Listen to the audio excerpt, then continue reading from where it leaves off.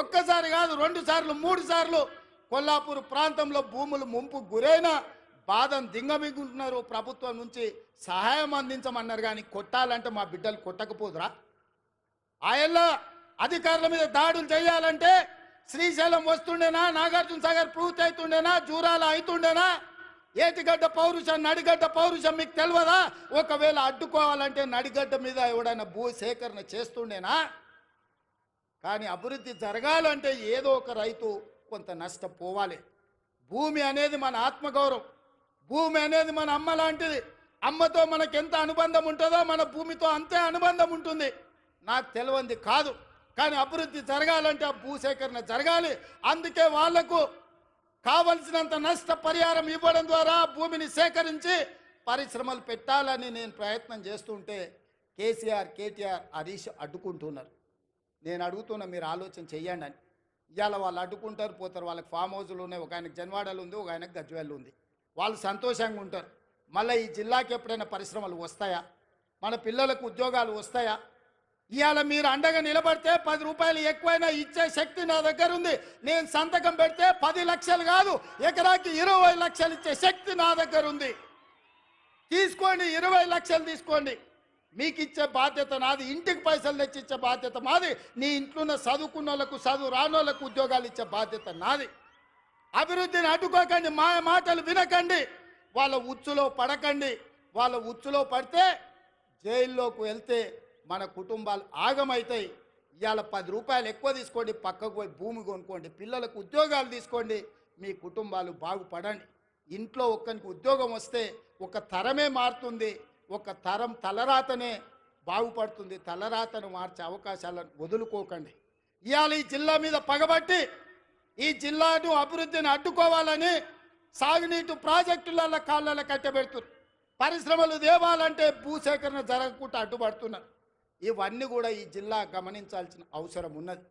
అందుకే మిత్రులారా, ఇవాళ రైతులకు బోనస్ ఇచ్చినాం, రైతు రుణమాఫీ చేసినాం, ఇవాళ 50,000 ఉద్యోగాలు ఇచ్చినాం. ఆడబిడ్డలకు 1,15,00,000 మంది ఆడబిడ్డలు ఆర్టీసీ బస్సుల్లో 3,700 కోట్ల రూపాయలు ఉచితంగా ప్రయాణాలు ఇచ్చినాం.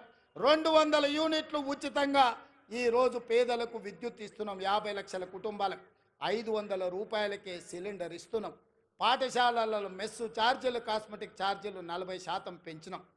ఇవన్నీ కూడా అప్పు చేయకుండా కోకపేటల భూములు అమ్మకుండా మేం చేసినాం.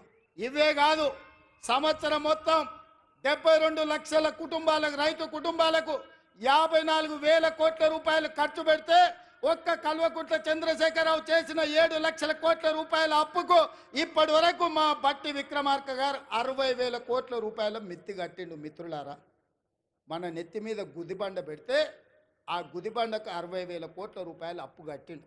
ఇవాళ 7 లక్షల కోట్ల రూపాయలు చంద్రశేఖరరావు అప్పు చేయకపోతే 60,000 కోట్ల రూపాయలు రైతులకు వంచితే ఇవాళ అన్ని కష్టాలు తీరుతుండే కదా. ఇవాళ ఆయన అప్పుకు 60,000, ఆయన ఒక్క కుటుంబం చేసిన అప్పుకు 60,000 కోట్లు కడితే 70 లక్షల రైతు కుటుంబాలకు 54,000 కోట్లు ఇచ్చినాం. అంటే ఆయన దోపిడీ ఏ లెవెల్లో సాగిందో, ఆ దోపిడీకి ఈరోజు మేము ఎట్లా బలైపోతున్నామో, తెలంగాణ బడ్జెట్ ఎట్లా కేసీఆర్ దోపిడీకి బలైపోయిందో మీరు ఒక్కసారి ఆలోచన చేయండి. ఇవాళ అక్కడ నిరసన తెలిపిన రైతులు లాఠీ చార్జ్ గురించి మాట్లాడుతున్నారు.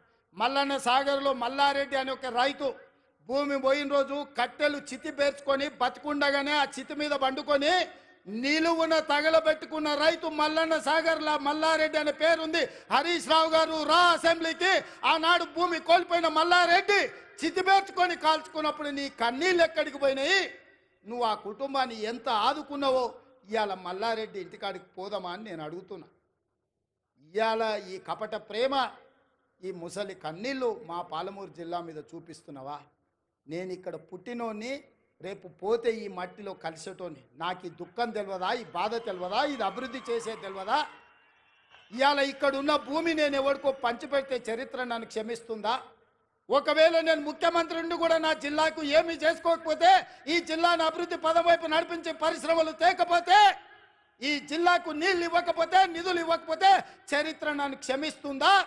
చరిత్రలో క్షమించరాని నేరం నా చేత చేయించాలని వాళ్ళు కుట్రలు చేస్తున్నారు. ఇట్లాంటి కుట్రలు కుతంత్రాలు సాగవు మిత్రులారా. ఎవరు అడ్డం వచ్చినా తొక్కుకుంటా పాలమూరు జిల్లాకు నిధులు తెస్తా, నీళ్లు పారిస్తా. కొడంగల్లో